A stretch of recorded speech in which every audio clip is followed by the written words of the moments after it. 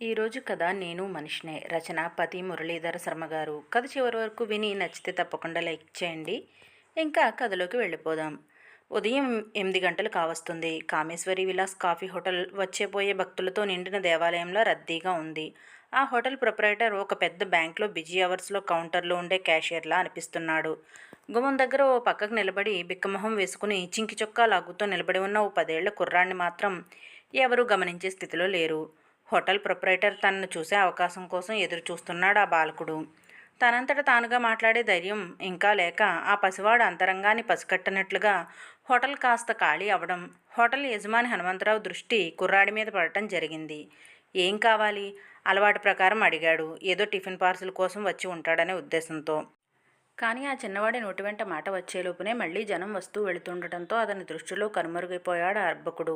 ఇంతలో ఎవరో ఆసామి బిల్లు చెల్లించడానికి డబ్బులు తీస్తుంటే ఓ 10 రూపాయల నోటు జారి ఎగిరి వచ్చి ఆ కుర్రాడి ముందు పడింది. వెంటనే ఆ కుర్రాడు దాన్ని ఆ ఆసామికి ఇచ్చేద్దామనే ఉద్దేశంతో వంగి తీశాడో లేదో ఎవరిదో బలమైన చేయి ఆ కుర్ర శరీరం మీద వేసిందో దెబ్బ.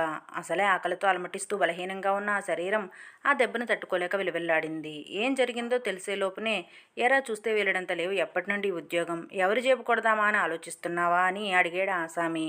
నేదండి, నేను అలాంటోండి కాదండి, పడిపోయిన మీ నోటు మీకు ఇచ్చేద్దామని తీస్తున్నానండి అంటున్న ఆ కుర్రాడి మాటలు వినిపించుకోకుండానే చఫ్ నోరు మూయి వెధవా, ఇప్పుడే ఇలాంటి దొంగతనాలకు అలవాటు పడ్డవాడు పెద్దయ్యాక ఇంకెలాంటి దోపిడీలు చేస్తావో, నిన్నెలా వదిలేయకూడదు, పద పోలీస్ స్టేషన్కి అప్పచెప్పితే అక్కడ వాళ్ళు 4 తన్ని మళ్ళీ ఇలాంటి వెధవ పనులు జోలికి పోకుండా చేస్తారు అంటూ ఆ చిన్న చేతిని పట్టుకున్నాడు. నన్ను నమ్మండి, నేనందుకు రానేదండి, నన్ను వదిలేయండి వేడుకుంటున్నాడు. ఒకరొకరు గుమిగూడుతున్నారు. ఏం జరిగింది ఏం జరిగింది అంటూ. పాపం ఎవరో అడుక్కునేవాడై ఉంటాడు, వదిలేయండి, దొంగతనం చేసే ధైర్యం వాడికెక్కడుంటుంది అని ఓ పెద్దాయన అన్నాడు. అలాగే చెప్పండి, ఈ కుర్రకుంకలేమో మనం అనుమానించం కదా అని ఇలాంటి వేషాలు వేస్తూ ఉంటారు. అయినా ప్రతి హోటల్ ముందు ఈ ముష్టివాళ్ళొకరు ఏసడించుకున్నాడు. అసలు ఆ కుర్రాడెవరో ఎందుకొచ్చాడో కనుక్కోకుండా తొందరపడటం మంచిది కాదు అని మనసున్న ఓ మనిషి మందలించాడు. ఇంతలో హోటల్ యజమాని కలుగు చేసుకుని, ఇందాక నేను అడిగేనండి ఏం కావాలని, ఏం చెప్పలేదు అన్నాడు. ఏమని చెప్తాడు, వచ్చిన పని అలాంటిది. ఓ కంఠం. ఇంతకీ ఎవరు నువ్వు, ఎందుకొచ్చావు, త్వరగా చెప్పరా, లేకపోతే అనవసరంగా ఇబ్బందుల పాలవుతావు గదమాయించాడు హోటల్ యజమాని. నేను నర్సయ్య కొడుకునండి, మా అయ్య నన్ను పంపించాడు చెప్పాడా కుర్రాడు. నర్సయ్య ఈ హోటల్లో పనిచేస్తాడండి. ఓరి నువ్వు నర్సయ్య కొడుకువా, ఎప్పుడూ చూడలేదు, నీ పేరేంటి? నారిగాడండి. మీ అయ్య ఎందుకు పంపాడు? మా అయ్యకి ఒంటో బాగోలేదు, పనిలోకి రాలేనని చెప్పమన్నాడు. ఏదైనా పని ఉంటే చేయమని నన్ను నంపాడు. చూసారా, అందుకే నేను తొందరపడొద్దని చెప్పాను. పాపం అన్యాయంగా ఈ కుర్రాన్ని చితకబాదేశారు. ఉదయం లేచి ఎవరి మొహం చూసావో, అనవసరంగా దెబ్బలు తిన్నావు, వచ్చినోడు ఎందుకొచ్చావో చెప్పకుండా అలా నిలబడ్డావెందుకు? ఇలా రా అని పిలిచాడు ప్రొపరైటర్. ఆ కుర్రాన్ని కొట్టిన ఆసామి మరి మాట్లాడలేకపోయాడు. తన తొందరపాటుకు తనే తలెత్తుకోలేకపోయాడు. ఈ చెప్పిందేదో ముందే చెప్తే బాగుండును కదా అన్నాడు ఆ కుర్రాడితో. మీరు నన్నెక్కడ చెప్పనిచ్చారు అన్నాడు ఉక్రోషంగా. అంతవరకు మాటలు రానివాడిలా నిల్చున్నవాడే. ఇందా ఈ 10 రూపాయలు తీసుకొని టిఫిన్ చెయ్యి, ఎప్పుడు తిన్నావో ఏమో అన్నాడు ఎక్కడా లేని ఆప్యాయత కనబరుస్తూ. అక్కర్లేదు. ఆ మాట విన్నవారెవరికైనా చింకి చొక్కా చింకిలాగు వేసుకున్నంత మాత్రాన ముష్టి వెధవనో దొంగ వెధవనో అనియడమేనా అన్న అభిప్రాయం వ్యక్తమవుతుంది. వాడి కళ్ళు వాడి చూపులు భరించలేక మెల్లగా అక్కడి నుండి జారుకున్నాడు ఆసామి. ఒక్కరొక్కరు ఎవరి స్థానాలకు వాళ్ళు వచ్చి కూర్చున్నారు. ఆ కుర్రాన్ని పిలిచి హోటల్ యజమాని హనుమంతరావు, ఒరేయ్ ముందు కాస్త టిఫిన్ చెయ్యి, తర్వాత నీ సంగతి చెబుదువుగాను అంటూ బెల్ నొక్కాడు. ఇంతలో వచ్చిన పనివాడితో, వీడికి కావాల్సిన టిఫిన్ ఇవ్వి అని చెప్పి వెళ్ళిరా అబ్బాయి వెళ్ళు అన్నాడు. ఇప్పుడు చెప్పరా, మీ అయ్యకేమైంది అడిగాడు హనుమంతరావు. ఏమైందో నాకు తెలియదు కానీ మంచం మీద నుండి లేవలేకపోతున్నాడు. ఇక్కడ మీకు ఇబ్బంది అవుతుందని నాకు చేతనైన పని చేయమని నన్ను నంపాడు. మా అయ్యకి ఇచ్చినన్ని డబ్బులు నాకు ఇయ్యక్కర్లేద్దండి, నాను చేసిన పనికి సరిపడా ఇత్తే చాలునండి అన్నాడు. పనికి ఖరీదు కట్టేవాడి ఆలోచనకు సంతోషించాడు హనుమంతరావు. నువ్వేం పని చేస్తావు అడిగాడు వాణ్ణి. మీరేం చెప్తే అది బుద్ధిమంతుడిలా సమాధానం చెప్పాడు. బల్లలు తుడిచే పని చేస్తావా అంటే అమాయకంగా అడిగాడు నారిగాడు. ప్లేట్లు గ్లాసులు కప్పులు సాసర్లు టేబుళ్ళు శుభ్రం చేయడం నానెప్పుడూ చేయనేదండి సమాధానం చెప్పాడు. ఇక్కడ చేసే పనులేవి నువ్వెప్పుడూ చేసి ఉండవు, మరేం చేద్దామని వచ్చావు తెలుసుకుందామని అడిగాడు హనుమంతరావు.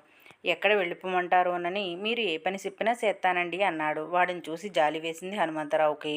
తన దగ్గర పనిచేసే నర్సయ్య కొడుకనో, లేక చిన్న వయసులోనే పనిపాట్లకు అంకితమైపోతున్న వాడిలోని దాస్యభావానికో, లేక గంట క్రితం వాడికి జరిగిన అవమానానికి బాధ కలుగో, ఏదైతేనేం తన హోటల్లో పనివాడిగా చేర్చుకున్నాడు. కానీ నారిగాడి హృదయంలో మాత్రం శాశ్వతంగా ఓ గాయం ఏర్పడిపోయింది.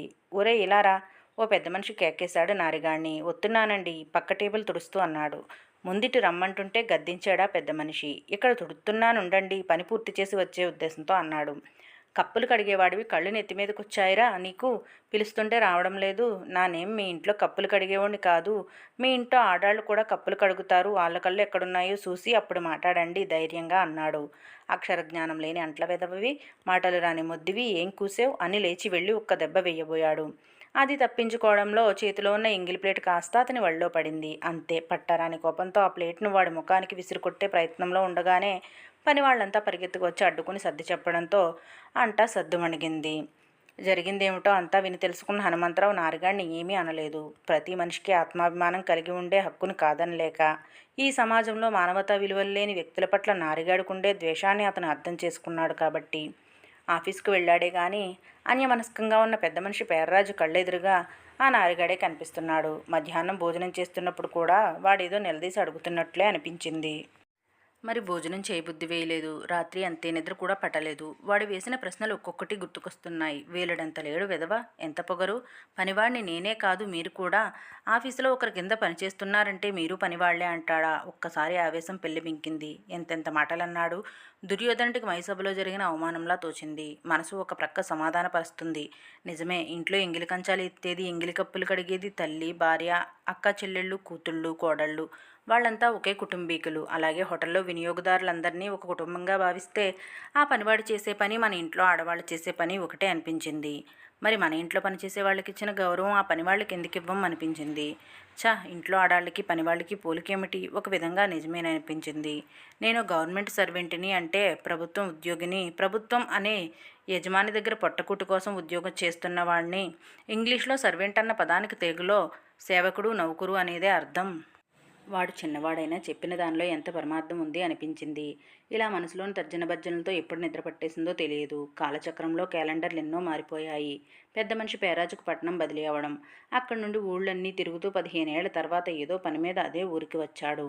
అలవాటుగా కాఫీ టిఫిన్ కోసం హోటల్ కామేశ్వరి విలాస్ ఉండే చోటుకి వచ్చాడు. కానీ అక్కడ ఆ పేరుగల బోర్డు ఏదీ కనబడలేదు. కానీ అదే స్థలంలో జ్యోతి విలాస్ అన్న బోర్డును హోటల్ కనబడింది. బహుశా ఆ హోటల్ యజమాని దాన్ని ఎవరికో అమ్మేసి ఉంటాడు. ఏదైతేనేమనుకుని అందులో దూరాడు. కాఫీ టిఫిన్ అయ్యాక బిల్లు చెల్లించబోతుంటే, వద్దండి, నేనే మీకు రుణపడి ఉన్నాను అన్నాడు ఆ ప్రొప్రైటర్. ఆశ్చర్యపోతూ, పేర్రాజు అదేంటండి, మీరెవరు, నేనెవరిని, నాకు మీరు రుణపడి ఉండటం ఏమిటి అన్నాడు. మీరు నన్ను పోల్చలేదా అండి అడిగాడు. పేర్రాజు గుర్తుపట్టడానికి ప్రయత్నిస్తున్నాడు కానీ లాభం లేకపోయింది. ఇంతలో నేనండి, కామేశ్వరి విలాస్ కాఫీ హోటల్లో. ఇంకా గుర్తురాలేదా? క్లీనర్ నారిగాణ్ణి, ఇప్పుడు ఓనర్ నారాయణరావును ఈ హోటల్కు. పేర్రాజు అతన్ని నువ్వు అనాలా, మీరు అనాలా అని తికమక పడుతుంటే అతనే మళ్ళీ చెప్పడం ప్రారంభించాడు. క్లీనర్ ఓనర్ ఎలా అయ్యాడా అని మీరు ఆశ్చర్యపోతున్నారు కదూ. అంతా మీ దీవెనే మహత్యమే, మీ చలవే. అదెలా? ఆనాడు మీరు నన్ను అక్షరజ్ఞానం లేని అంట్ల వెదవా, మాటలు రాని ముద్దు అని తిట్టినందుకు ఆ వేళ నేను ఎంతో బాధపడినా మీ తిట్లే నాలో రోషాన్ని పెంచాయి.